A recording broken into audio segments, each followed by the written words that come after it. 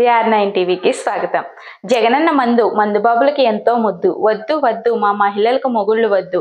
కాకినాడ జిల్లా Kakinada YSRCP party parliament సభ్యులుగా పోటీ చేస్తూ ఈ రోజు గురువారం నామినేషన్ దాఖలు నిమిత్తం కాకినాడకు మండుటెండలో ర్యాలీలో పాల్గొన్న పిఠాపురం పట్టణం కాపురస్తుడు వారిచ్చిన 500తో నిన్న సాయంత్రం 5 గంటలకు కోతిగూడి సెంటర్లో తప్పతాగిపడిన ఓ యువకుడు కుటుంబాన్ని మరిచి స్వర్గాన్నే చూడాలనుకున్న కుటుంబ యజమాని నిన్న 5 గంటలకు రోడ్డున పడ్డ మందుబాబు.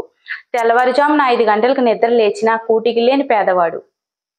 రోడ్డున పడ్డ మందుబాబులు పట్టించుకొని పబ్లిక్. ఒక సామాన్య ప్రజల జీవితం. రాజకీయ పార్టీలు తమ ఓట్ల కోసం ఒక్కొక్కరికి ఆ ప్యాకెట్లు మందు బాటిల్ ఇచ్చి ఎన్నో కుటుంబాల జీవితాలను నాశనం చేస్తున్నారు.